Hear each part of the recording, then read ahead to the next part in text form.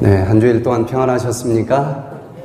예, 정말 마지막이 다가오는 것 같습니다.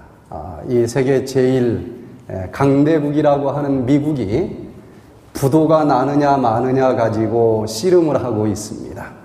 얼마나 답답했으면은 오바마 대통령이 그냥 자리를 박차고 나가면서 더 이상 참을 수가 없다.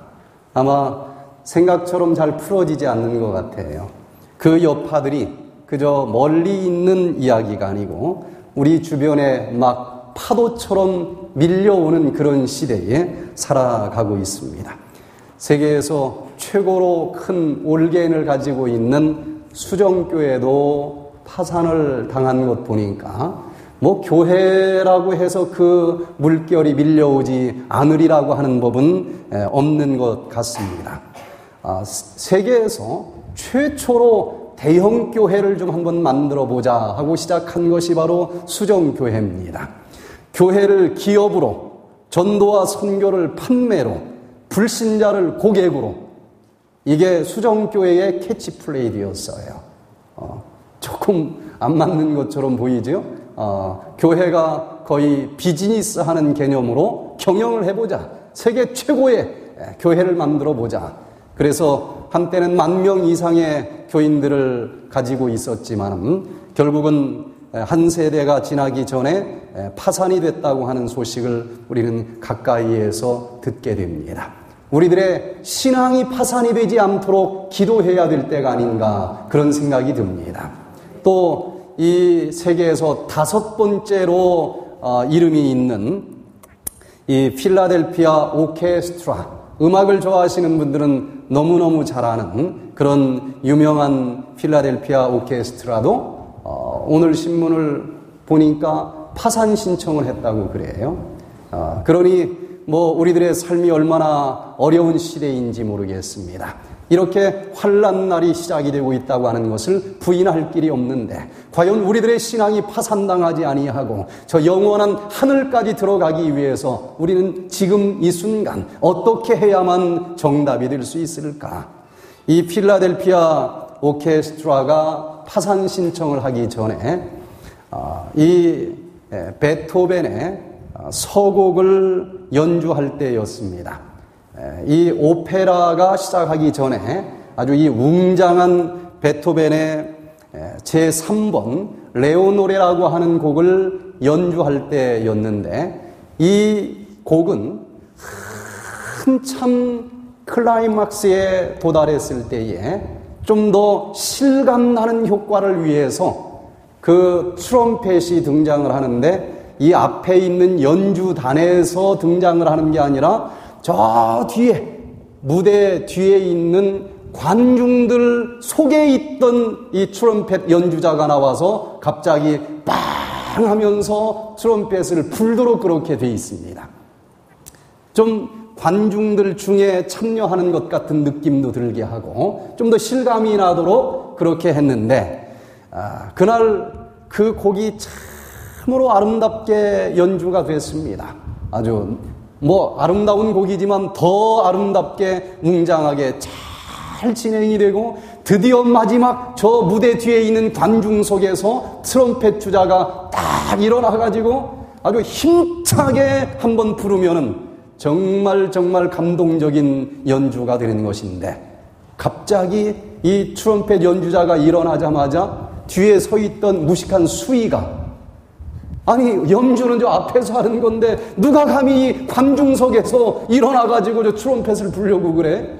그래가지고 트럼펫을 뺏어버렸어요. 여기가 어딘 줄 알고 지금 여기서 그 트럼펫을 불려고 그러느냐고. 그랬더니 아니라고, 나는 여기 지금 연주자라고, 지금 트럼펫을 불어야 될 사람이라고.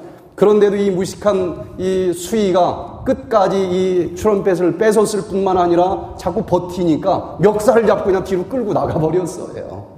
그래서 트럼펫 소리가 나와야 되는데 안 나오는 것입니다. 그 수백 명의 악단들이 자기 몫을 다 잘했고 정말 멋있는 연주였지만은 이 트럼펫 주자 한 명이 제때에 제 소리를 내지 못하자 그날 연주는 어떻게 됐을까요? 그냥 완전히 망친 것입니다. 아무리 많은 사람들이 있다 할지라도 이 한 사람이 그 자리를 앉아있지 않게 될 때에 그 아름다운 연주가 망가질 수 있다고 하는 것을 압니다. 하나님께서는 저 하늘에서 마지막 어린 양의 혼인잔치 때에 불러야 될 하늘 어린 양의 합창단을 지금 모집하고 계시는데, 정말 딱 한 자리에, 그 한 자리가 있어야만 우주 전체가 감동받을 만한 그 한 자리가 지금 비어있기 때문에 그 한 사람을 지금 찾고 계시는 시절인지도 모르는 것입니다. 이렇게 어렵고 힘들지만 당신의 사랑하는 백성들을 아직도 이 험한 세상에서 왜 살도록 놔두고 계실까? 아직 그 한 자리가 비어있기 때문에 그 한 사람을 오늘도 예수님께서 찾고 계시다고 하는 것을 기억하시면서, 여러분들이 그 한 자리를 위해서 예수님께서 초청하실 때에 아멘, 내가 여기 있나이다 하면서 얼른 두 손 들고 나갈 수 있고 그 자리에 그 주인공이 될 수 있게 되기를 간절히 바랍니다. 그래서 저는 오늘 이 시간에 예수님이 찾으시는 한 사람이라고 하는 제목을 가지고, 예수님께서 그 한 사람을 찾고 계시는데 그 한 사람이 도대체 누구일까? 어떤 사람을 찾고 계실까? 그걸 좀 알아야 내가 그 한 자리에 좀 들어가 앉을 수 있을 것 아니겠습니까? 요한계시록 15장 2절로 3절에 보니까, 또 내가 보니 불이 섞인 유리바다 같은 것이 있고 짐승과 그의 우상과 그의 이름의 수를 이기고 벗어난 자들이 유리 바닷가에 서서 하나님의 검은 고를 가지고 하나님의 종 모세의 노래, 무슨 노래가 나옵니까? 모세의 노래, 어린 양의 노래를 불러 가로되 주 하나님 곧 전능하신 이시여 하시는 일이 크고 기이하시도다. 만국의 왕이시여 주의 길이 의롭고 참되시도다. 예수님께서 이 땅에 한 번 오셨습니다. 그리고 그분은 그냥 목수장이의 아들이고 하늘의 왕이라고 하는 것을 드디어 침례를 받으시고 선포하셨어요. 그리고 하늘로 올라가셨는데 이제는 머지않아 천천만만의 천사들과 함께 구름 타고 두 번째 오실 것입니다. 두 번째 오실 때는 그렇게 연약한 모습으로 오지 아니하실 것입니다. King of Kings, 왕 중의 왕으로 오실 것입니다. 그날 그 영원한 하늘 왕국의 왕으로 면류관을 쓰시고 대관식을 하시는 그날, 하늘의 합창단원들의 노래가 울려 퍼지게 될 텐데, 그 노래를 요한계시록에서는 어린 양의 노래라고 이야기합니다. 그 하늘에서 영원한 왕으로서 대관식을 하실 때에 부르는 하늘 합창대가 있는데, 그 하늘 합창단원으로 선택받은 사람들은 도대체 누구일까? 여기 이렇게 주석을 달고 있습니다. 요한계시록 15장을 이렇게 각 시대 대쟁투에서는 주석을 달고 있는데, 그들은 보좌 앞에서 새 노래를 부른다. 그 노래는 14만 4천 명 외에는 아무도 배울 수 없는 노래이다. 그것은 모세와 어린 양의 노래, 곧 구원의 노래이다. 그 노래는 14만 4천 명 외에 아무도 부를 수 없는 노래이다. 왜냐하면 그것은 그들의 체험의 노래, 또 곧 다른 어떤 사람도 체험하지 못한 경험의 노래이기 때문이다. 그들은 어린 양이 어디로 인도하든지 따라가는 자며 살아있는 자들 가운데서도 땅으로부터 끌어올림을 받은 사람들이다. 그들은 처음 익은 열매로 하나님과 어린 양에게 속한 자들이다. 또한 이는 큰 환난에서 나오는 자들이다. 요한계시록을 연구해 보면은 그 어린 양의 노래를 부르는 자들이 나오고, 또 그 어린 양의 노래를 부를 자들은 큰 환난에서 나올 자들이라 기록이 되어 있고, 그들의 수를 세어보니 또 14만 4천이라 그렇게 기록이 되어 있는 것입니다. 그래서 이 모든 것을 모아서 딱 하나로 주석을 달아보면은 이제 이 땅에서 마지막 때 큰 환난이 있을 것인데, 그 환난이 지금 시작되고 있는 것을 느끼고 있지 않습니까? 그런데 그 환난 속에서 여기저기 수많은 사람들이 파산을 당하고 있지만은 그 속에서도 이 신앙이 파산되지 아니하고 꼿꼿하게 그 신앙을 유지하고 살아가다가 그 어려움 속에서도 끝까지 욥처럼 하나님을 바라보고 하나님께 찬송과 영광을 돌리는 그 사람들이 그 수많은 환난으로부터 나오는 자들인데, 그들이 흰 옷 입은 자요 14만 4천으로 선택되면서 그냥 하늘나라를 간 것이 아니기 때문에 그 엄청난 환난 속에서도 예수 그리스도를 찾고 이긴 사람들이기 때문에 얼마나 많은 간증거리가 있겠습니까? 얼마나 많은 체험들이 있겠습니까? 그래서 그들이 하늘나라에 가서는 하나님이 왕이 되시는 그날 이 가슴이 간지러워서 가만히 있을 수가 없는 것입니다. 맞아, 그분이 왕 중의 왕이시야, 왕이 될 만한 분이시야. 그러면서 마음에서 우러나는 노래, 그저 목으로만 노래 부르는 것이 아니고 경험에서 우러나오는 노래, 체험에서 우러나오는 노래, 이것이 바로 어린 양의 노래라고 하는 것입니다. 모세의 노래라고 그랬는데, 모세와 함께 이스라엘 백성들이 홍해 바다를 건너면서 그 수많은 재앙으로부터 구원받은 다음에 부른 그 노래와 비슷하다는 것입니다. 여러분, 이렇게 요한계시록을 그저 한 구절 한 구절을 연구하는 것이 아니라 종합적으로 연구할 때에 앞으로 어떤 일들이 펼쳐질 것인지 우리는 알 수가 있는 것입니다. 이제 우리가 화요일 날마다 이 예언을 아주 한 자리로 딱 종합을 해가지고 과연 지금이 어느 때인지, 지금 우리의 신앙이 파산되지 않기 위해서 무엇을 해야 될 때인지 우리가 살펴보면서 우리의 신앙이 뜨거워질 수 있는 시간들을 가지려고 합니다. 그런데 그 어린 양의 노래가 불려지는 그 하늘 왕으로서 대관식하는 그날, 하늘 왕으로 취임식하는 그날, 그 어린 양의 합창단원에 누가 선택을 받을 것인가? 하나님은 지금도 그 한 자리 한 자리를 지금 찾고 계시는데, 과연 누가 그 주인공이 될 수 있을지를 알기를 원하면은, 예수님께서 이미 이 땅에서 처음 오셔서 내가 메시아다 하고 취임식을 한번 하셨습니다. 그 취임식을 하시는 날 이미 하나님께서 내가 이런 한 사람을 찾고 있어 하고 답을 가르쳐 주셨어요. 그 한 사람이 누구인지 연구해보면 두 번째 취임식 하는 그날 예수님이 찾고 있는 그 한 사람이 누구인지 알 수 있을 것 아니겠습니까? 과연 그 예수님이 찾고 계시는 그 한 사람이 누구인지 오늘 말씀을 통해서 살펴보면서 내가 그 선택받은 한 사람이 될 수 있게 되기를 간절히 바랍니다. 예수님께서 누가복음에 보니까 드디어 목수장의 아들로 태어나셨지만 나사렛에서 죄 없이 흠 없이 사시다가 드디어 이제는 요단강에서 침례를 받으셨습니다. 그리고 그 앞길을 예비하는 침례 요한이 감옥으로 갇혔습니다. 그래서 이제 예수님께서 드디어 내가 메시아다 하면서 선포하시고 메시아로서 취임식을 하시는 장면이 나오는데, 누가복음 4장에 그 취임식하는 설교가 나옵니다. 그 설교 후반부에 예수님께서 내가 이런 사람, 이런 한 사람을 찾고 있다 그러면서 세 사람을 언급을 하십니다. 특별히 선택해서 부를 것 아니겠습니까?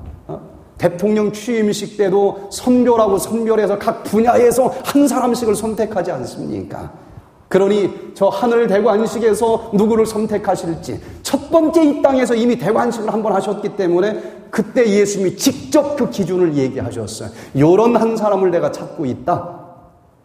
도대체 누구일까? 자격이 어떤 것일까? 누가복음 4장 25절에서부터 그 한 사람이 누구인지 살펴보도록 합니다. 자, 우리 같이 한번 읽어보겠습니다. 시작.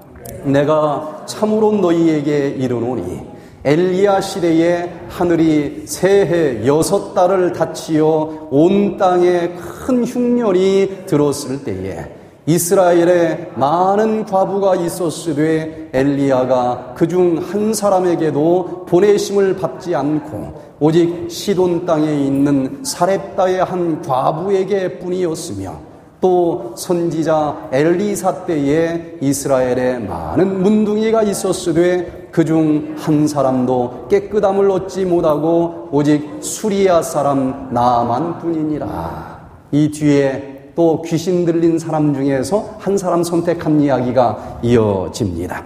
여기 예수님께서 많은 사람들이 있었지만은 요런 한 사람을 선택하신다라고 얘기를 하셨는데, 첫 번째 하나님께서 그 찾으시는 한 사람이 누구일까? 사렙다 과부를 하나 이제 선택을 하셨는데, 그 경제적으로 3년 반 동안 비가 내리지 않아서 어려웠었던 환난 날, 그에게 무슨 축복을 줬습니까? 재물의 축복을 줬어요. 그때 배고프지 않고 끝없이 마르지 않고 먹고 살 것을 주시는 축복을 주셨습니다. 어때? 우리도 그런 축복을 좀 받으면 좋겠습니까? 이왕이면 이 땅에서 그런 축복도 좀 받으면 얼마나 좋겠어요. 그래서 첫 번째, 당신의 사랑하는 백성들 중에서 재물의 축복을 받을 그 한 사람은 어떤 사람인지에 대해서 여기 말씀을 해 주시고 계십니다. 다시 한번 보니까, 내가 참으로 너희에게 이르노니 엘리야 시대에 하늘이 새해 6달을 닫히어 온 땅에 큰 흉년이 들었을 때에 이스라엘에 많은 과부가 있었으되 엘리야가 그중 한 사람에게도 보내심을 받지 않고 오직 시돈 땅에 있는 사렙다의 한 과부에게 뿐이었으며, 그 당시 과부는 가난한 자들을 상징합니다. 가난한 많은 사람들이 있었지만은 이 엘리사가 누구를 하나 선택했습니까? 엘리야가 사렙다의 한 과부를 선택하셔서 물질적인 축복을 줬다는 것을 알게 됩니다. 요즘이 좀 그때 비슷하지 않습니까? 정말 얼마나 이 경제적으로 어려운 시절인지 몰라요. 그런데 여기 본문의 말씀을 자세히 살펴보면 똑같이 어려웠고 3년 반 동안 비가 오지 않아서 다 곡식이 메말라버린 그 시절에 경제적으로 어려운 많은 사람들이 있었는데 왜 사렙다 과부만 하나님께서 선택하셔서 끝까지 이 밀과 기름이 마르지 않도록 축복을 주셨을까? 그 비결이 있습니다. 첫 번째는 찾아온 복을 놓치지 않는 분별력이 이 사렙다 과부에게는 있었다는 것입니다. 누구에게나 기회가 찾아옵니다. 그런데 지나가는 그 기회를 놓치는 사람이 있고 잡는 사람이 있을 뿐이라고 하는 것입니다. 여기 열왕기상 17절에서 원래 있었던 그 상황을 좀 자세히 살펴보면, 여호와의 말씀이 엘리야에게 임하여 가라사대 너는 일어나 시돈에 속한 사르밧으로 가서 거기 유하라. 내가 그곳 과부에게 명하여 너를 공궤하게 하였느니라. 엘리야에게 하나님께서 임합니다. 3년 반 동안 비가 내리지 않을 것이다.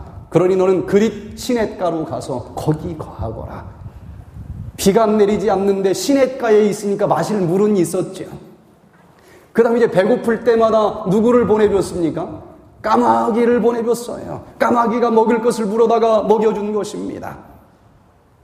하나님께서는 3년 반 동안 계속 그 시냇물에 물을 마르지 않게 하실 수 있는 분입니까? 없는 분입니까? 있는 분이에요. 3년 반 동안 까마귀를 통해서 계속 먹여줄 수 있는 분입니까? 없는 분입니까? 있는 분입니다. 그런데도 하나님께서는 이상하게 엘리야야, 여기서 그냥 편하게 시냇물 마시고 까마귀가 물어다 주는 거 먹어도 되겠지만 너만 축복받아서야 되겠느냐. 내가 축복을 줄 사람이 또 한 사람이 있어. 그 한 사람을 내가 찾았어. 그래서 하나님께서는 축복을 주시기 위해서 엘리야의 자리를 옮기라고 명령을 합니다. 여호와의 말씀이 엘리야에게 임하여 가라사대 너는 일어나 시돈에 속한 사르밧으로 가서 거기 유하라. 내가 그곳 과부에게 명하여 너를 공궤하게 하였느니라. 근데 사실 그 과부는 공궤할 만한 재산이 있어요, 없어요? 밀가루 한 주먹, 기름 한 주먹밖에 없는데 하나님은 엘리야 보고 그 집을 찾아가라는 겁니다. 부잣집을 찾아가라는 것도 아니고. 그런데 하나님의 마음속에는 그 한 주먹 있는 밀가루 엘리야가 먹고서는 그 과부를 죽게 하려고 하는 것이 아니지 않았습니까? 그 다음 말씀을 보니까 저가 일어나 사르밧으로 가서 성문에 이를 때에 사르밧 과부가 엘리야 선지자를 먼저 찾아왔습니까? 선지자가 이 과부를 먼저 찾아갔습니까? 선지자가 먼저 찾아갔어요. 그냥 찾아간 게 아닙니다. 그 집에 유하면서 3년 반 동안 그 집에서 얻어먹으라고 지금 먼저 하나님이 보낸 것입니다. 얻어먹으려면 그 집에 뭐가 있어야 돼요? 줄 것이 있어야 된다는 얘기가 아니겠습니까? 하나님께서는 그 사르밧 과부를 선택하셔서 3년 반 동안 자기가 먹을 뿐만 아니라 선지자를 대접할 만큼 경제적인 축복을 주시겠다는 것입니다. 그러니 이 엘리야가 찾아온 것은 얼마나 놀라운 축복입니까? 그런데 이 축복이 찾아왔는데도 그것을 분별하지 못하고 그냥 흘려보내는 많은 사람들이 있다고 하는 것을 우리는 알아야만 됩니다. 이에 불러 가로되 청컨대 그릇에 물을 조금 가져다가 나로 마시게 하라. 저가 가지러 갈 때에 엘리야가 저를 불러 가로되 청컨대 네 손에 있는 떡 한 조각을 내게로 가져오라. 그것을 대접하면은 하나님께서는 이 3년만 동안 끝까지 그 집에서 얻어먹으라고 그랬으니까 얻어먹을 수 있는 것을 주신다고 하는 약속 아니겠습니까? 그러니 그 수많은 사람 중에서 이 과부의 집을 선택한 것은 놀라운 축복이 되는 것입니다. 그런데도 이 밀려온 축복을, 이 기회를 분별하지 못하고 놓쳐버리는 사람들이 많이 있는데, 옛날 히랍에 시라쿠스의 동상이라고 하는 이 한 동상이 시라쿠스 길거리에 세워져 있었습니다. 그런데 이 동상은 좀 특이한 모양을 가지고 있었는데, 한 사람의 모양이 거기에 동상으로 세워져 있었는데 벌거벗고 있었습니다. 벌거벗는 한 사람이 서 있었고, 그 다음에 이 머리가 대머리인데 이상하게 앞에는 머리가 수북이 있고 뒤가 까진 대머리가 있어요. 그런 사람을 동상으로 세워놨어요. 좀 대머리치고는 희한하죠? 앞머리가 보통 까지는데 앞머리는 수북하니 있고 뒷머리는 민둥산입니다. 그리고 어깨 쭉지에는 큰 날개가 2개 달려있고, 그것도 부족해서 이 뒤꿈치에 또 날개가 2개가 달려있어요. 희한하게 생긴 사람이 하나 서 있는 것입니다. 그런데 그 동상 밑에다가 이런 글을 써놨습니다. 몸을 발가벗은 이유는 모든 이에게 쉽게 발견될 수 있도록 하기 위해서다.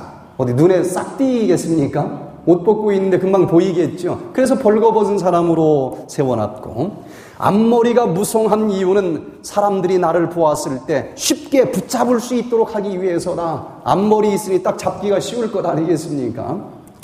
그런데 왜 뒷머리는 없게 만들어놨느냐? 뒷머리가 없는 이유는 내가 지나면은 그 순간 앞머리 지나갈 때 잡아야지, 1초만 늦어도 뒷머리는 잡으려고 해봤자 늦었어요. 안 잡히도록 만들었다는 것입니다.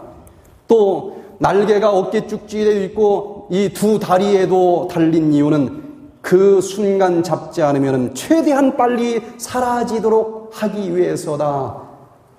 근데 얘가 이름이 뭐라고 그랬어요? 바로 나의 이름은 opportunity, 기회이다. 기회가 이렇게 생겼다는 거예요. 히랍 사람들이 볼 때에. 기회는 누구에게나 찾아옵니다.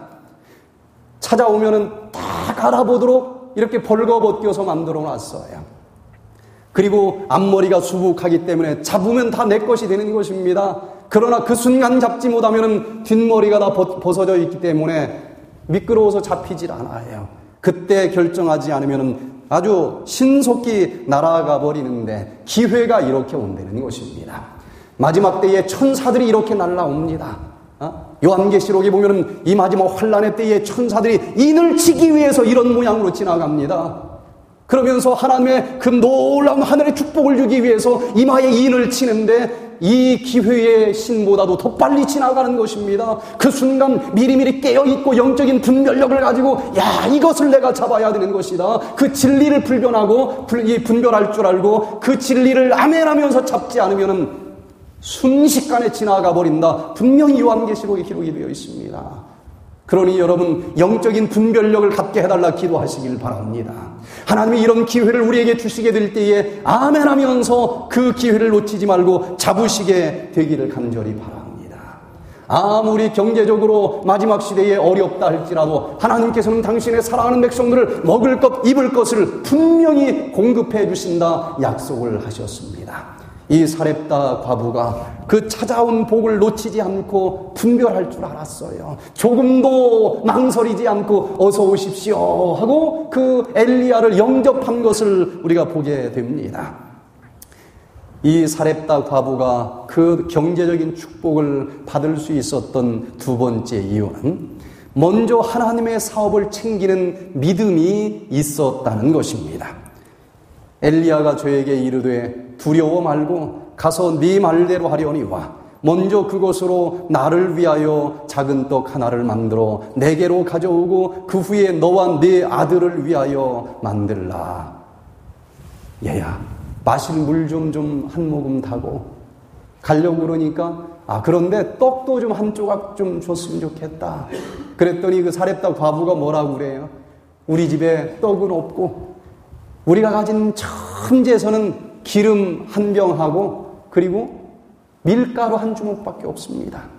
그래 지금 나무 조각 주워 지금 모으고 있는데 이 불로 마지막 떡 한 조각 구워서 나하고 아들하고 먹고 이제 죽을 판입니다. 얼마나 어려운 줄 아십니까?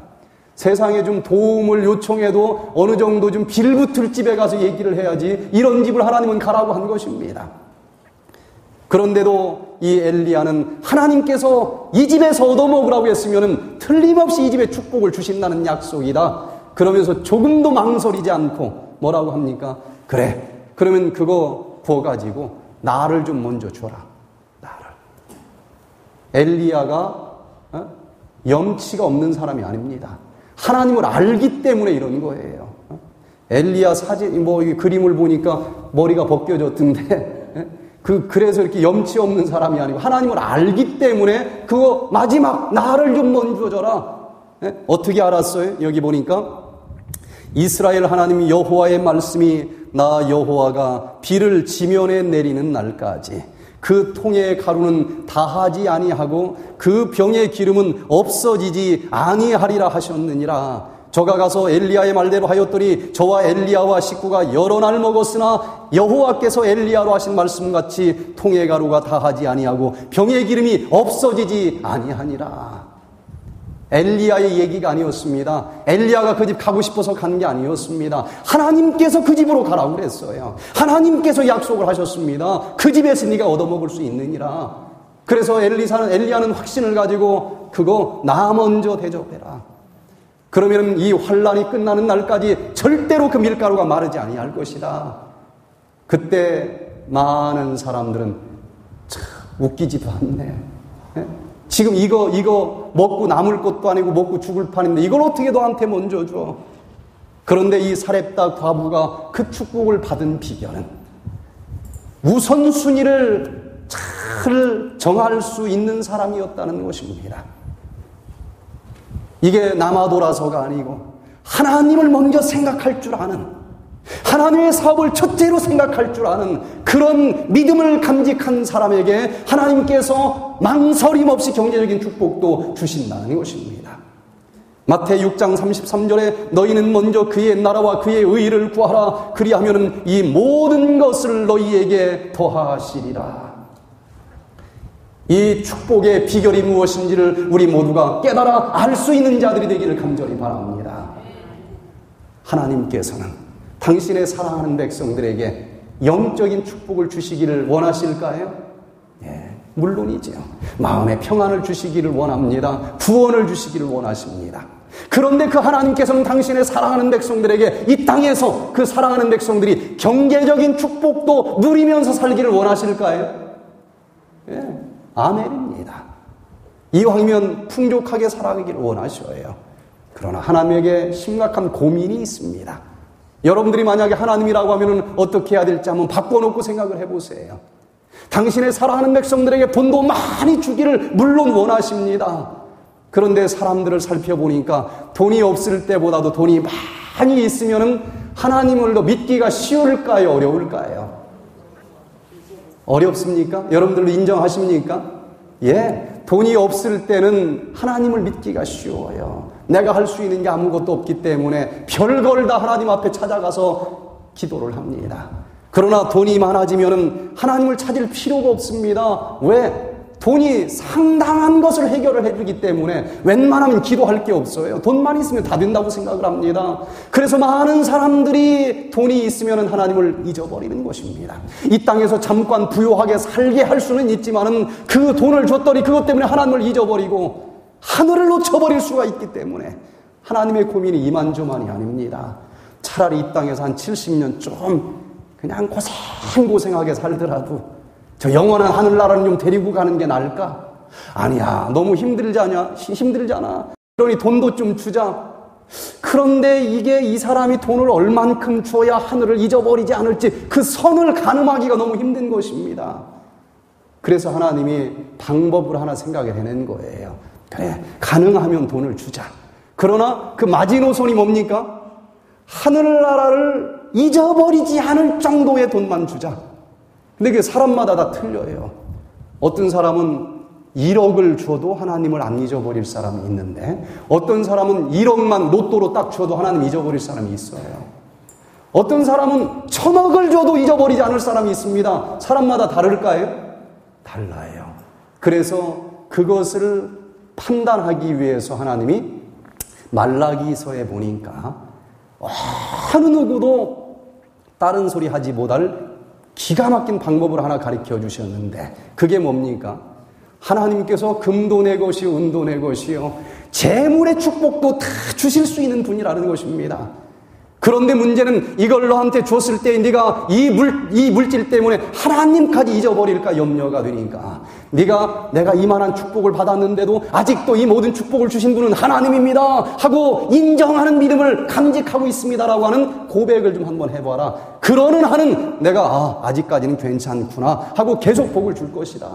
그러니 이 모든 축복을 내가 너한테 주면은 이거 하나님이 주신 것입니다 하고 그 인정하는 표시로 그냥 다는 아니고 10 중에 하나만 하나님의 사업을 위해서 바쳐봐. 야, 100억을 줬는데 그럼 10에 하나님께 얼마를 내야 돼? 10억을 내야 돼.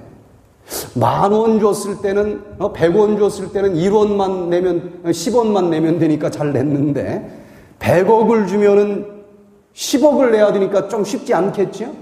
상당한 사람들이 떨어질 거예요. 그런데도 100억을 줬더니 10억을 내네. 하나님 사업을 위해서. 야, 이 사람은 물질 때문에 하늘을 잊어버릴 사람이 아니구나. 그러면 1000억을 주실 수 있는 것입니다. 1000억을 주면 얼마를 내야 돼? 100억을 내야 돼. 이 좀 마음이 조금 달라질 사람이 많이 있겠죠. 그런데 100억을 또 내면은 1조를 줄 수도 있는 분이 하나님인 것입니다. 하나님의 고민은 나에게 축복을 주실 수 없는 게 고민이 아니고 이걸 줬을 때 하나님을 잃어버릴 사람인지 안 잊어버릴 사람인지 이걸 지금 판단하고 싶어 하는 것입니다. 그러니 이 사렙다 과부처럼 아무리 어려운 시절이라 할지라도 이 모든 복의 근원이 하나님이시라고 하는 것을 인정하면서 하나님의 사업을 프라이어리티 넘버 1으로 삼으시고 주님 앞에 드리시게 되길 바랍니다. 그때 주님께서 축복을 주신다는 것입니다. 이 돈이 있으면 왜 하늘나라 가기가 어려울까? 엊그제 신문을 보니까요. 500억을 가진 부자가 미국에 와서 유학을 했고 그리고 한국에 가서 건축업을 했는데 자수성가를 했어요. 500억을 벌어서 40살인데 맨주먹에서 500억을 벌었으니 대단한 인물 아니겠습니까? 그래서 이제 돈을 어느 정도 벌었으니까 결혼을 좀 해야 되겠다 하고 결혼정보회사에다가 공개 프로포즈를 이제 신청을 했어요. 500억 40살 청년이 그것도 수총각이 공개 프로포즈를 하니까 어디 여자들이 많이 몰려들었을까요? 많이 몰려들었을 거예요. 그런데 이 사람이 그 결혼정보회사에다가는 내가 500억 가진 사람입니다라는 얘기를 했지만 신문에다가는 500억 부자라고 하는 말을 완전히 빼라고 그랬어요. 절대 내면 안 된다는 것입니다. 근데 결혼정보회사에서는 내야 된다. 안 내면 관심을 안 가질 거다. 근데 이 사람은 돈 보고 오는 여자 싫고 나 자체를 좋아하는 여자를 찾고 싶으니까 빼라고 그랬는데 이 정보회사의 통계를 보면은요, 한 200억 이상만 가진 총각이 공개 프로포즈를 하면은 3일 내에 300명의 여자들이 덤빈다는 것입니다. 근데 200억보다 더 많은 500억의 부자인데 단지 500억 가지고 있습니다라는 얘기만 뺐어요. 그러고서 냈더니 아무도 관심을 안 갖더라는 것입니다. 2주를 기다렸는데도 15명만 이렇게 한번 쳐다보고 말더래요. 그냥 보통 사람도 30명 정도는 관심을 갖는데 15명밖에 평균 이하더라는 것입니다. 그리고 최종적으로는 한 사람도 맞선을 보겠다고 선택한 사람이 없다는 거예요. 돈이 아무것도 아닌 것처럼 보이지만 내가 500억 가졌습니다라고 얘기를 했으면 300명이 줄을 섰을 텐데 그 얘기 안 하니까 그 자체만 보고는 아무도 안 덤비는 것입니다. 만약에 돈이 없으면 내가 기도하고 내가 정말 아름다운 품성을 개발해가지고 나 이런 사람입니다. 오직 이거 하나만 가지고 사람들에게 인정을 받아야 되니까 기도할 수 있었을 텐데 아무리 입이 삐뚤어졌어도 500억만 가졌으면 500억 돈을 보고 오니까 이 사람은 자기가 진짜 잘나서 이렇게 오른 줄로 착각을 한단 말입니다. 기도할 필요가 없어요. 돈으로 자기를 평가하는데 하늘나라에서는 돈으로 평가하는 게 아니라 그 사람 자체만 가지고 평가하기 때문에 많은 사람들이 돈을 가지고 살면서 속을 수 있다는 것입니다. 그러니 여러분 이 재물의 축복을 받기를 원하신다고 하면 이런 재물을 가지고 있으면서도 내가 하나님을 꼭 잊지 않고 있습니다라고 하는 표시로 먼저 하나님 앞에 드릴 수 있는 이런 사렙다 과부와 같은 믿음을 간직하시게 되기를 바랍니다. 그때 하나님께서 우리와 함께 하시고 재물의 축복도 망설임 없이 주님께서 주실 수 있다고 하는 것을 우리는 이 말씀을 통해서 배울 수 있겠습니다. 자, 두 번째 하나님께서 한 사람을 찾으셨는데 재물의 축복을 받을 사람 말고 두 번째는 건강의 축복을 받을 한 사람을 또 찾는 이야기를 이어서 해주셨습니다. 누가복음 4장 27절에 또 선지자 엘리사 때에 이스라엘에 많은 문둥이가 있었으되 그 중에 한 사람도 깨끗함을 얻지 못하고 오직 수리아 사람 나만뿐이니라. 엘리사 시절에 많은 문둥이들이 있었습니다. 불치병입니다. 그런데 성경을 보니까 그 많은 문둥병 환자들 중에서 치료된 사람은 딱 한 사람밖에 기록이 되어 있지 않습니다. 하나님이 그렇게 한 사람을 선택했다는 것인데 그 사람이 누구였어요? 나만이라고 하는 장군이었습니다.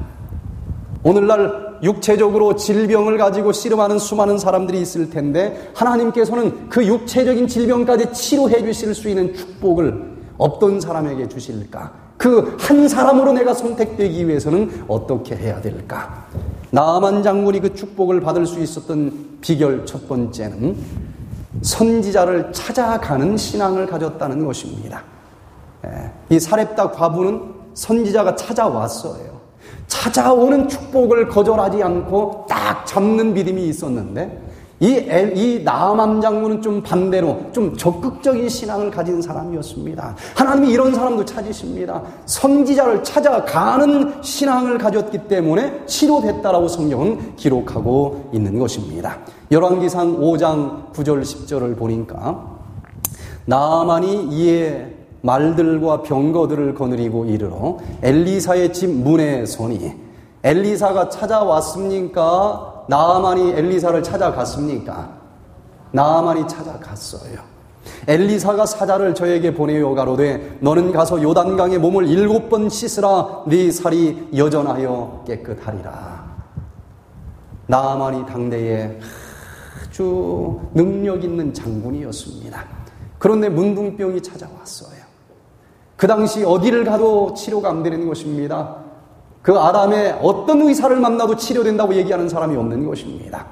그런데 그 나아만 장군 집에 이스라엘 여자 하나가 노예로 잡혀와서 지금 일을 하고 있는데 그 부인한테 뭐라고 얘기를 하는 거예요? 아, 저기 이스라엘에는 선지자가 있어서 문둥병도 치료해주는 선지자가 있는데 그 이야기를 많은 사람들이 들었을 때 어떻게 반응을 보입니까? 아니, 이 우리나라도 아니고 그 이방 나라에서 그런 무슨 선지자가 있다고? 우리나라에 있다면 내가 한번 좀 찾아갈 마음이 있지만은 그 남의 나라에, 적군의 나라에 있으니 나는 안 갈래. 그러고서는 그냥 분명히 그 근뉴스가 왔는데도 귀담아 듣지 않는 사람들이 굉장히 많다는 것입니다. 내가 이 불치병이 걸렸는데 우리 교회 여기저기 아무리 찾아다녀도 치료해준다는 얘기를 하는 사람이 없는데 가만히 들어보니까 누가 옆집에 있는 어느 누가 얘기를 하는데 그 안식일 교회에서 하는 거기 백투에덴 어쩌고저쩌고 하는 데를 가면은 그런 병이 낫는 사람이 있대네. 그럼 그 소리 듣고 뭐라고 그래요?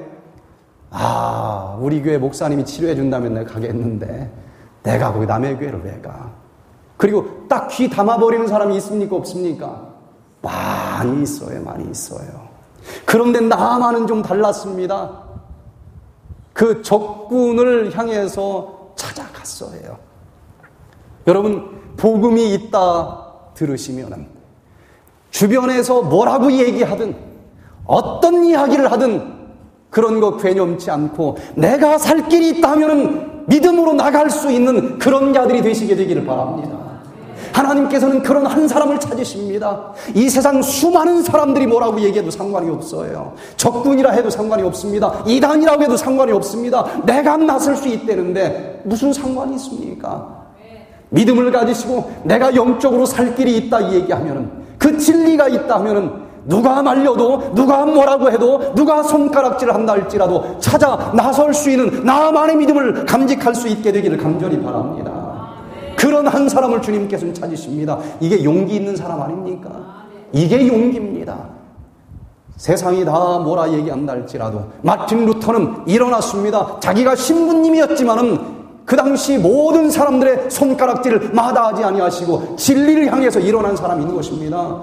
이런 한 사람을 주님께서는 오늘도 찾고 계시는 것입니다.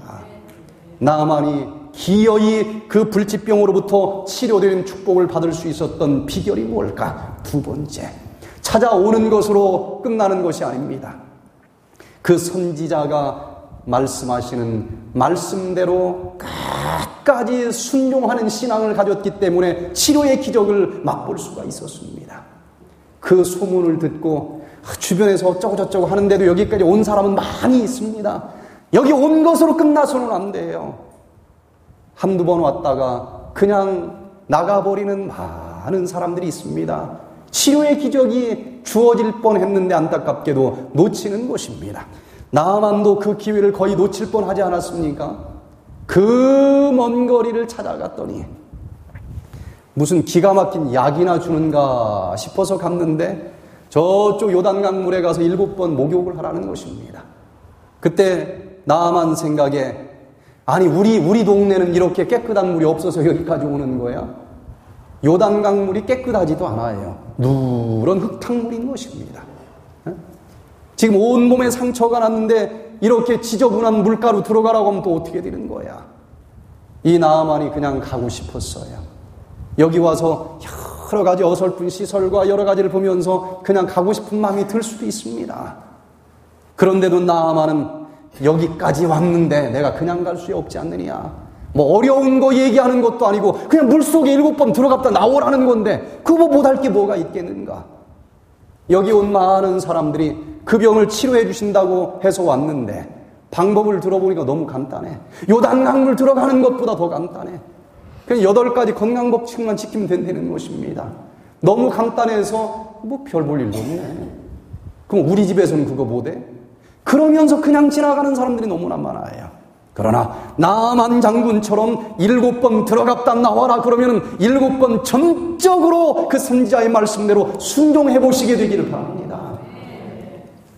한두 번 와서 이거 뭐 하나도 안 깨끗해지는데 혈압 하나도 안 내려가잖아. 그러고서 한 2번 들어갔다가 그냥 박차고 나가버리는 사람들이 얼마나 많이 있는지 저는 봅니다. 이 남한 장군의 이야기가 지금 그대로 지금 진행되고 있어요. 그러나 이 나만처럼 아무것도 아니지만 선지자가 가르쳐준 그 방법대로 7번 전적으로 순종하면서 들어갔다 나오시고 이 문둥병까지 치료될 수 있는 기적을 맛볼 수 있는 우리 모두가 되시기를 간절히 바랍니다. 그때 기적이 있습니다. 성경에 기록된 선지자의 말씀대로 순종해 보시길 바랍니다. 전적으로 순종할 때에 치료의 기적을 맛볼 수 있는 것입니다. 제가 저쪽 플로리다 올랜도 지역에서 이 백투에덴 치료 프로그램을 할 때였습니다. 그 당시에는 이 교회 뒤에 청년관이 있는데 청년관에다가 임시 침대를 놓고 환자들이 거기서 자면서 치료를 했어요. 시설이 너무너무 엉망인 것입니다. 그런데도 그 당시 제가 한국에 있을 때인데 한국에서 이런 질병들을 치료한 사람이 온대더라 하니까 많은 사람들이 몰려왔습니다. 그런데 왔다가 그날 돌아간 사람도 있을까요? 없을까요? 내 집보다 못한 거야. 이 중환자를 불러오더니 그냥 제대로 된 침대도 아니고 임시 침대에서 자라는 것입니다. 많은 사람들이 돌아갔어요. 그런데 끝까지 남아있는 사람들도 100여 명이 넘었는데 그 당시에 조영원 박사님이 참여를 하셨습니다. 이 조영원 박사님은 이 프로필을 보니까 의학 박사, 양리학 박사, 철학 박사, 국제임상양리학 2대 총장, 심장내과 전문, 흉곽내과 전문, 일반내과 전문, 당뇨병 전문 이런 식으로 A4 용지로 4페이지가 계속돼요. 미국의 유명한 의과대학 3개 대학에서 강의를 하는 아주 명강사 중에 강사입니다. 그런데 이분이 그 중에서도 심장내과 전문의이기도 한데 고기를 좋아해요. 고기도 바싹 구면 맛이 없다고 살짝 군 거, 핏기가 줄줄 흐르는 거, 요것을 어릴 때부터 먹기를 즐겨하는 사람입니다. 아무리 현대의학의 최고봉까지 올라갔다 할지라도 성경의 빛을 받지 못하면은 그렇게 할 수 있는 거예요. 그러다가 심장병으로 그냥 쓰러져가지고 몇 년 동안 식물인간으로 있었어요. 근데 여러분, 환자들이 식물인간으로 누워있을 때 옆에서 아무렇게나 말을 하면 안 됩니다. 말은 못해도 다 들리더라는 거예요, 이분 얘기는. 근데 새카만 후배들이 와가지고 그냥 말을 너무 함부로 하는 거야. 야, 이 노인네 어쩌고저쩌고 하면서. 근데 다 들었다는 거예요, 자기는 그때. 그게 완전히 송장 취급을 하는 거예요. 그런데 그때 간호사 하나가 전혀 알아듣지도 못하는 것처럼 보이는 이분을 지극정성으로 돌봐주는 거야. 지극정성으로. 그래가지고 깨어났어요, 이분이. 깨어나가지고 나중에 그 지극정성으로 돌봐준 간호사하고 결혼을 했습니다. 그 재산 다 누구 거예요? 지금 제가 가서 보니까 그 간호사한테 다 가 있더라고요. 보니까. 그런데 이분이 그 당시 제가 처음 만났을 때는 심장병에서 이제 일어나서 얼마 안 됐기 때문에 지팡이를 잡고 다니는 거예요. 지팡이를 잡고 다니고 말이 어버버버버 해가지고 무슨 말인지 알아들을 수가 없어. 그런데 자존심은 아직 살아있지 않습니까? 여기 한번 와보라고. 나만처럼 누가 가서 얘기를 했는데 내가 거기를 왜 갑니까? 내가 누군 줄 아십니까? 이 의학 이 프로필을 쭉 대면서 내가 누구한테 가서 의학 강의를 듣느냐고 거절을 하는 거예요. 거절을 하는데도 그 목사님 사모님이 계속 가서 얘기를 했습니다. 한 번만 좀 와보라고. 그래서 이분이 버티다 오셨는데 와서 보니까 시설이 너무 엉망이잖아요. 그냥 가려다가 그래도 여기까지 왔는데 그래도 좀 한번 무슨 사기를 치는지는 좀 한번 들어보고 가야 되지 않느냐. 그래서 무엇을 잘못 가리키는지 내가 지적해주기 위해서 있는 거야. 그렇게 얘기를 하는 거예요. 뭐 내가 들을 게 있어서 온 게 아니고 뭘 틀리게 얘기하는지 내가 가르쳐주기 위해서 그냥 있는 거야. 그 자존심이 있으니까 그렇게 얘기를 하는 거예요. 그런데 이분이 첫날은 혈압기를 들고 막 다니는 거예요. 막 이렇게. 보니까 막 고기도 하나도 안 주지. 풀뿌리만 주지. 이러다가는 틀림없이 영양실조로 쓰러져 죽을 사람이 나올 거다. 그래가지고 막 혈압, 혈당을 계속 재고 다니는데 이틀, 3일이 지나니까 거의 모든 혈압 환자들이 약을 끊고 다 정상이 되는 겁니다. 거의 모든 환자들이 혈당이 정상이 되는 거예요.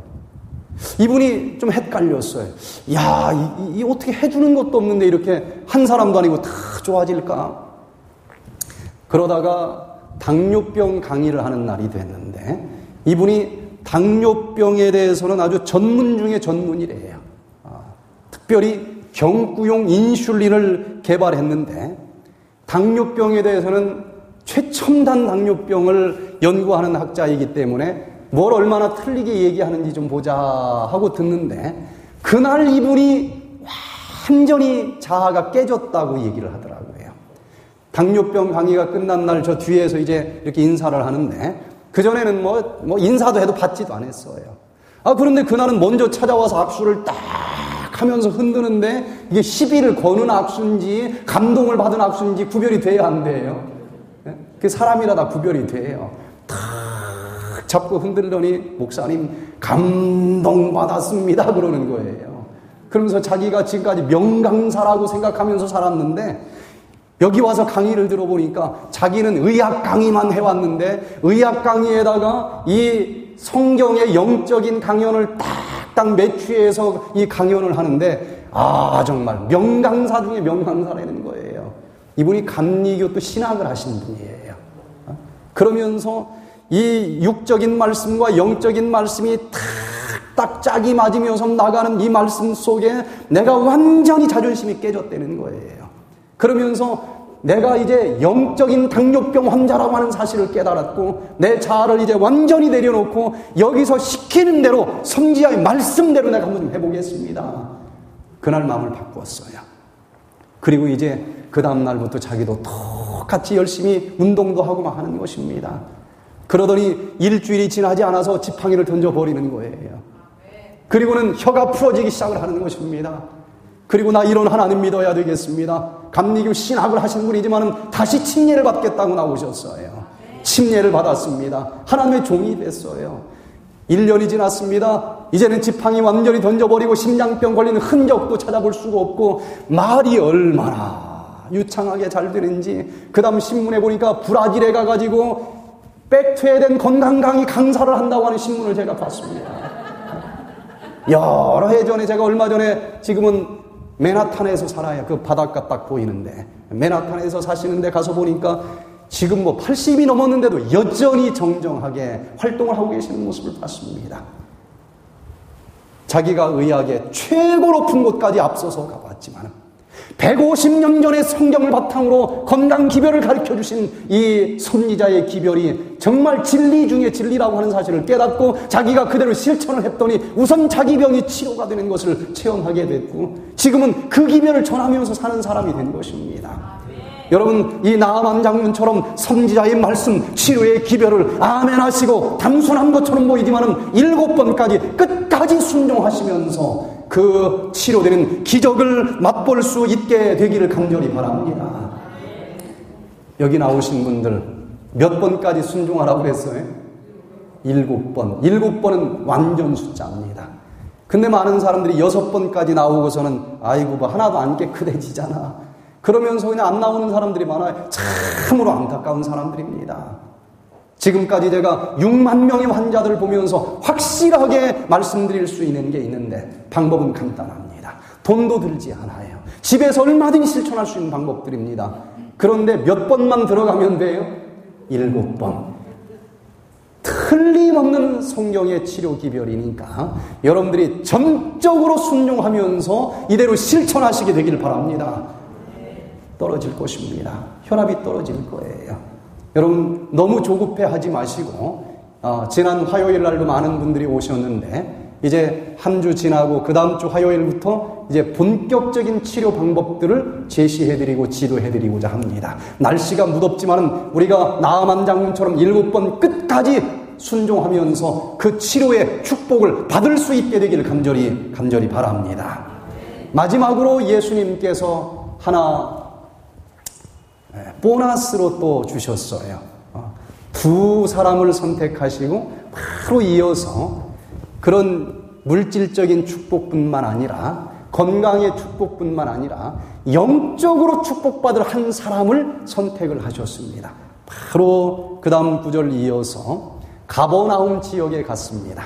회당에 더러운 귀신 들린 사람이 있어 크게 소리질러 가로되 아 나사렛 예수여 우리가 당신과 무슨 상관이 있나이까 우리를 멸하려 왔나이까 나는 당신이 누구인 줄 아노니 하나님의 거룩한 자니이다. 예수께서 꾸짖어 가라사대 잠잠하고 그 사람에게서 나오라 하시니 귀신이 그 사람을 무리 중에 넘어뜨리고 나오되 그 사람은 상하지 아니한지라. 다 놀라 서로 말하여 가로되 이 어떠한 말씀인고 권세와 능력으로 더러운 귀신을 명하며 나가는도다 하더라.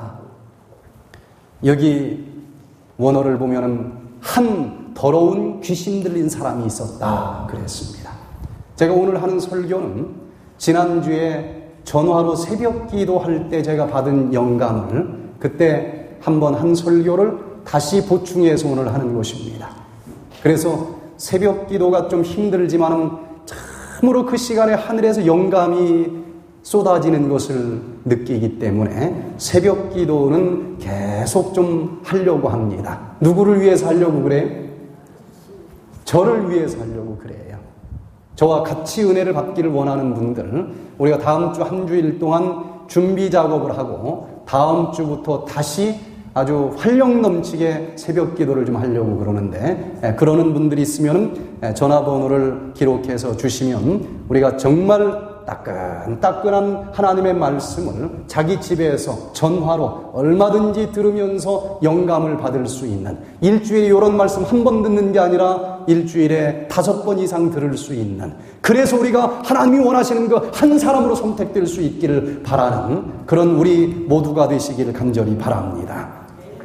여기 드디어 가버나움에서 더러운 귀신이 들려가지고 영적으로 귀신에게 포로된 자를 드디어 선택하셔서 그를 자유롭게 구원해 주시는 놀라운 이야기가 기록이 나오는데, 그 당시 귀신 들린 많은 사람들이 있었지만 게네사렛에서 이 귀신 들린 그 한 사람을 축복해 주시고 사단으로부터 완전히 해방되게 해주셨는데, 그 귀신 들린 자가 이렇게 해방될 수 있는 축복의 비결은 무엇이었을까?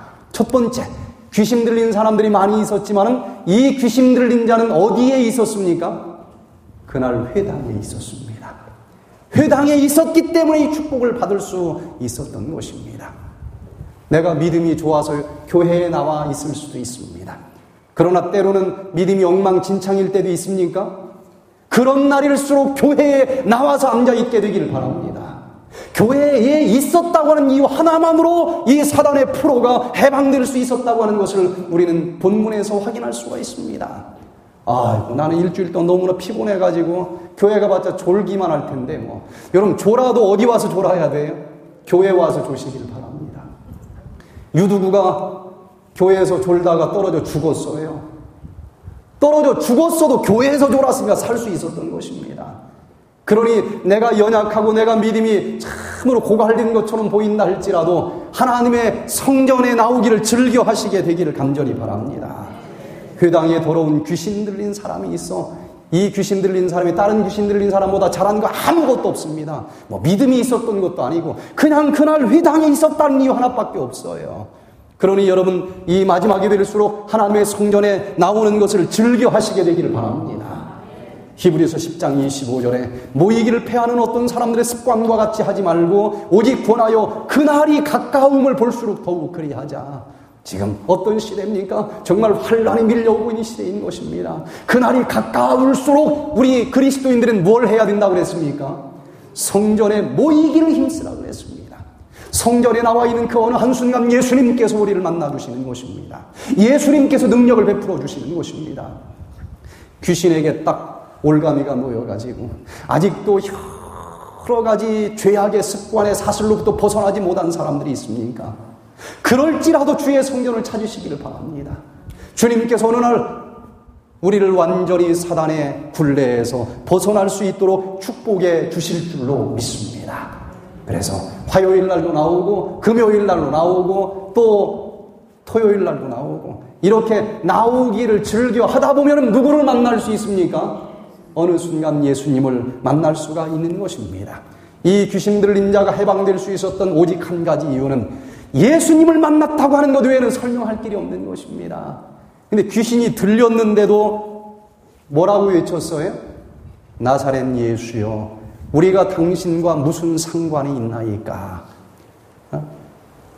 뭐 어떻게 외쳤을지라도 예수님과 관계가 있느냐 없느냐 하는 주제에 대해서 가슴속에 좀 있는 사람인 것 같습니다. 그러니 여러분, 여기 교회에 왔다 가는 것으로 만족하지 마시고 내가 오늘 예수님과 무슨 관계를 좀 맺고 가는 것인가? 그냥 오늘 와서 도장 찍고 갔어, 이게 목적이 아니고 여기까지 무더운 날 왔으니 내가 예수님과 어떤 면에서든지 내가 뭔가 관계를 좀 맺고 가야 되겠다, 이런 기도의 사람들이 되기를 간절히 바랍니다. 예수님께서 나와 관계를 맺기만 한다고 하면 어떤 사단의 쇠사슬로부터라도 벗어날 수 있습니다. 어떤 죄악의 습관으로부터도 우리는 벗어날 수 있다는 것입니다. 제가 광릉내 요양원에서 치료할 때였습니다. 20살 먹은 젊은 청년이 들어왔습니다. 다른 환자들은 대부분 60이 넘은 할아버지 할머니들이었어요. 그런데 딱 한 명 20살 젊은 청년이, 남자가 환자로 들어온 것입니다. 청년이 혼자이기 때문에 방 배치를 할 수 없이 할아버지들하고 같이 배치를 했어요. 그러니 그 젊은 나이에 막 여기 다니고 저기 다니고 젊은 청년들하고 어울려 다녀야 될 그 나이에 그 산속에 있는 요양원까지 오는 신세도 참 안 됐지 않습니까? 할아버지들하고 잠을 자는 거예요. 그런데 하루 저녁 자고 나서 그 방에 잠을 자고 있던 할아버지들이 다 저를 찾아온 것입니다. 이 청년아, 우리 못 잡니다. 이 청년 딴 데로 옮겨주세요. 아니, 왜 그러십니까? 이 청년이 간질병이 있는데 밤새 5번을 입에 거품을 품으면서 막 눈이 돌아가면서 발작을 하는데 산전수전 다 겪은 할아버지들도 겁나가지고 같이 못 자겠다는 거예요. 그래서 제가, 할아버지, 오죽하면 이 젊은 청년이 여기를 왔겠습니까? 지금 빈 방이 없습니다. 웬만하면 불쌍히 여기시고 손자처럼 여기시고 좀 같이 자면 안 되겠습니까? 그랬더니 나 여기 치료 받으러 왔지 병 들라고 온 거 아닙니다. 병 들게 생겼어요. 근데 보니까 또 뭐라고 할 수 없어. 하루 저녁에 한 번도 아니고 5번. 그래, 그 다음날 이렇게 강연을 하는데 1시간 반 강의를 하는 동안에 2번 발작을 하는 거예요. 우당탕탕 해가지고 보니까 막, 진짜 제가 보니까 이 할아버지는 뭐라고 말을 못 하겠어요. 겁도 날만도 하겠다. 그래서 할 수 없이 이 청년을 이 짐을 좀 넣어놨던 좀 창고 같은 방을 급하게 좀 청소를 해가지고, 야, 너 딴 데는 없는데 여기서라도 그냥 잘래? 그랬더니 이 청년이 얼마나 간절한지 여기서라도 자게 해주시면 고맙겠습니다. 그러면서 자는 거예요. 1시간 강연할 때마다 2번씩 막 발작하는 모습을 보면서 저도 참 안타까웠습니다. 암 환자들도 있고 80, 90 넘은 할아버지 할머니들도 있었지만 제 눈에는 일단은 이 청년이 제일 안타까운 거예요. 암이 걸렸다 할지라도 우선 보기엔 그렇게 참혹하지는 않거든요. 그래서 간절히 기도를 했습니다. 하나님께서 만나주시면 저 간질병도 치료될 수 있을 걸 믿습니다. 저 청년이 하나님을 만나게 좀 해주시옵소서. 한 5일이 지났습니다. 한 5일이 지난 다음에 아침에 일어나서 새벽에 체조를 하는데 100여 명이 넘는 그 많은 사람들이 있으니 뭐 이렇게 대충 보는 거 아니겠어요? 그런데 이 청년이 간질병에다가 또 무엇까지 같이 있을까요? 우울증이 없으면 말이 안 되지요. 그 나이에. 그래서 막 언제나 얼굴은 우거지상을 쓰고 있고 구석만 이렇게 찾아다녀. 또 넘어지면 남한테 피해를 안 주기 위해서. 그런데 그날 이 청년이 운동을 하러 나왔는데 얼굴이 환한 것입니다. 그냥 다른 사람들하고 똑같을 정도로 환한 게 아니라 그 100여 명 이상 중에서 한눈에 알아볼 정도로 얼굴에서 빛이 날 정도로 환한 거예요. 어젯밤에 무슨 일이 있었구나. 운동이 끝난 다음에 제가 그 청년을 일부러 찾아가가지고 어제 무슨 일이 있었어? 그랬더니 기뻐가지고 어떻게 말을 못하는 거야. 막. 그러더니 저쪽으로 데리고 가요. 거기서 얘기를 안 하고 저를 끌고 가. 그러더니 목사님, 제가요 어젯밤에 하나님을 만난 것 같아요. 아니 그게 무슨 말인데 얘기 좀 해봐. 그랬더니 어젯밤에 이렇게 잠을 자려고 하는데 참 자기 신세가 처량하더라는 것입니다. 이 젊은 청년이 다른 친구들은 지금 막 여기저기 막 놀러 다니고 막 난리가 났는데 이 산속 요양원까지 와 있는 신세도 처량하고 여기까지 와서도 저 할아버지들한테도 쫓겨난 신세도 처량하고 이 창고 같은 방에 누워있는 이 신세가 너무너무 처량해서 울고 싶더라는 거예요. 이 우주에서 나 혼자구나. 할아버지들한테도 버림받은 내동댕이 쳐진 그런 외로운 인생이구나. 그러고 누워있는데 창문 사이로 별빛이 하나 들어오더라는 거예요. 근데 광릉내 그 밤하늘의 별은 얼마나 총총한지 몰라요. 근데 갑자기 그 별빛과 함께 이 청년의 마음속에 예수님의 마음이 들어간 것 같아요. 그 외로운 그 허전함 속에서 그 별빛이 들어오는 순간 갑자기 다들 나를 멀리하고 나를 버리는데도 별빛 너만큼은 이 골방 같은 이 속에까지 찾아와 주는구나. 그러면서 별빛이 찾아오는데 예수님도 찾아와 주시지 않을까? 그러면서 그냥 갑자기 가슴이 막 뜨거워지는데 문을 박차고 나와서 밤하늘의 별들을 봤다는 거예요. 그런데 그 밤하늘에 초롱초롱 빛나는 그 별들을 바라보면서 예수님이 나도 사랑하신다는 마음이 밀려 들어오는데 그날 밤새 걸어다니면서 별을 봤다는 거예요. 그러면서 저 밤하늘에 별을 만드신 그 하나님께서 나를 사랑하신다. 그 하나님께서 나를 만나주시면 내 이 질병 같은 건 아무것도 아니다. 그러면서 밤사이 얼마나 기쁨이 차고 넘치는지. 목사님, 지난밤에 예수님이 나를 만나주시는 것 같은 그 느낌 속에서 얼마나 기뻤든지 제가 하룻밤에 5번씩 발작을 했는데요. 어제는 한 번도 발작을 하지 않고 그냥 하룻밤을 지냈습니다. 목사님, 그냥 어젯밤만이 그런 게 아니라 제 느낌이 간질병을 하나님이 완전히 가지고 가주신 것 같아요. 완전히 난 것 같아요. 근데 여러분, 지난밤 하여튼 간질이 없었어요. 현재까지는 그것뿐입니다. 그런데 평생 20년 동안 간질을 한 청년이 이제는 앞으로 다시는 발작이 일어나지 않을 거라고 믿는 게 쉬울까요? 하나님이 함께하면 모든 병이 치료해 준다고 설교하는 제가 그걸 믿기가 쉬울까요? 저는 혹시 믿을 수 있어도 이 청년에게는 의심이 들만하지 않습니까? 간질은요 멀쩡하다가 옵니다. 근데 이 청년은 아주 확신을 갖는 거예요. 치료된 것 같다는 거예요. 치료해 주신 걸 믿는다는 겁니다. 근데 저는 안 믿어지더라고요. 제가 그때 이 치료를 하는 초창기였거든요.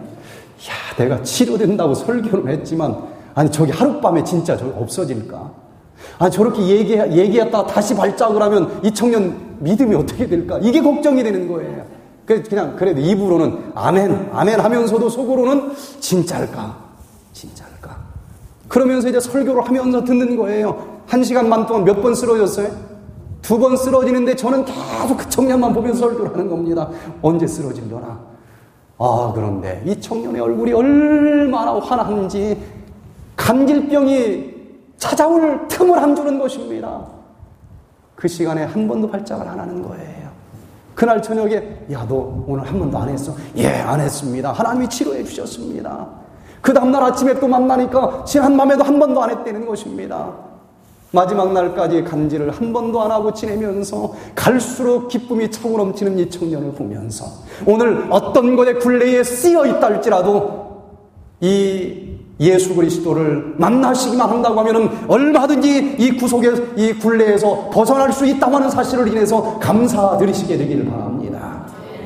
아버지께서 참 참으로 예배하는 자들은 신령과 진정으로 예배할 때가 오나니 곧 이때라. 아버지께서는 이렇게 자기에게 예배하는 자들을 찾으시느니라. 오늘 이렇게 진심으로 진정으로 예수님을 찾아와 주님 내가 만나기를 원합니다. 이렇게 예배드리는 자들 주님께서 찾고 계신다 약속을 하셨습니다. 오늘 저 어린 양의 혼인잔치에서 경험의 노래를 부를 그 하늘 찬양대를 주님께서는 찾고 계시는데 아마 지금 그 한 자리가 비어 있어서 아직도 오지 못하고 계신지도 모릅니다. 그 한 사람을 찾고 계시는데 주님 제가 여기 있습니다. 제가 그 한 사람으로 선택되기를 원합니다. 아멘하고 나갈 수 있게 되기를 간절히 바랍니다. 한 사람이 얼마나 중요한지 모릅니다. 그 한 사람이 아직 오지 않았기 때문에 이렇게 힘들게 우리가 살아가고 있는지 모릅니다. 1649년에 영국의 찰스 1세는 단 한 표 때문에 처형당했습니다. 한 표가 모자라서 처형당했어요. 1776년에 미국은 단 한 표 차로 독일어 대신에 영어를 국어로 채택했습니다. 이때 누가 난 독일어가 좋아요 한 사람만 나왔으면 우리가 지금 영어를 안 하고 있을지도 몰라요. 1839년에 마커스 물톤은 단 한 표의 덕으로 미국의 매사추세츠주의 주지사로 뽑혔습니다. 1868년에 앵드류 존슨 미국 대통령은 단 한 표 때문에 탄핵 소추를 모면했습니다. 대통령직을 유지할 수 있었습니다. 단 한 사람의 추종자 때문이에요. 1875년에 프랑스는 단 한 표 차로 왕정에서 공화국으로 바뀌면서 오늘날 이렇게 새로운 시대를 열 수가 있었던 겁니다. 한 사람만 나 관심 없어요 하고 기권했으면 아직까지도 왕정으로 내려올 수도 있었다고 하는 것입니다. 1923년 아돌프 히틀러는 단 한 표의 차 때문에 세계의 역사를 바꾸어 놓는 나치당을 장악을 했습니다. 한 표 차로 나치당이 승리를 한 것입니다. 한 사람이 얼마나 중요한지. 하늘 그 찬양대원들이 지금 다 모집이 됐다 할지라도 내가 들어가야 될 그 파트에 한 자리가 지금 채워지지 않았기 때문에 하늘의 그 오페라가 연주될 수가 없는 것입니다. 경험의 노래.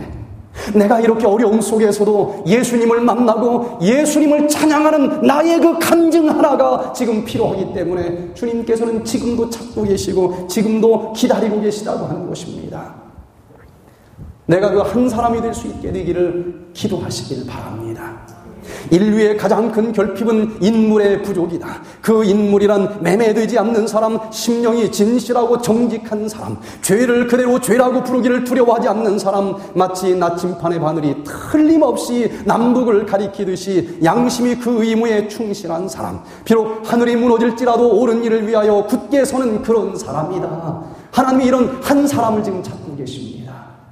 백퇴된 선교교회도 이 한 사람을 찾고 있습니다.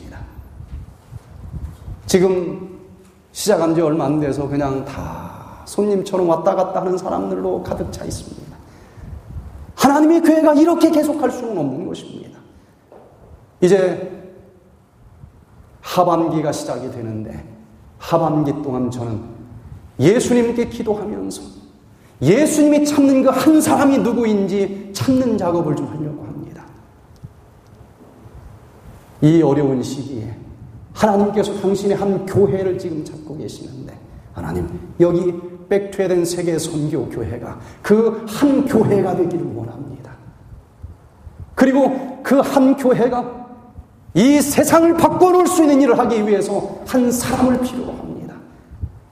하반기 동안 그 한 사람을 만나고 한 사람을 찾고 기도하고 훈련을 하고 그리고 2012년도에 정말 세계를 향해서 힘있게 일어설 수 있는 그런 한 교회로 준비될 수 있기를 기도합니다.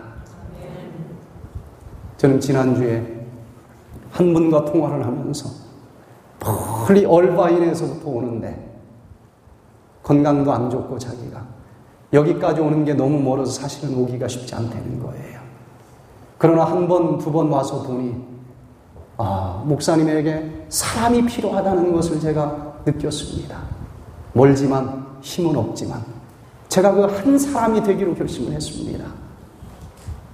새벽 기도를 하는데 나이 드신 분들이 많아가지고 이 전화, 인터넷을 하는 사람이 많지 않아서 쩔쩔매는 모습을 보면서 칭례도 받지 않은 분이지만 내가 그 팀장을 하나 하겠습니다. 그 소리를 듣고 제 기분이 어땠을까요? 천군 만마를 얻은 것처럼 기쁘더라고요. 아, 예수님께서 그 한 사람을 찾으셨을 때 이렇게 기뻤겠구나. 그 한 자리는 오늘 살펴본 것처럼 여러 분야가 있습니다.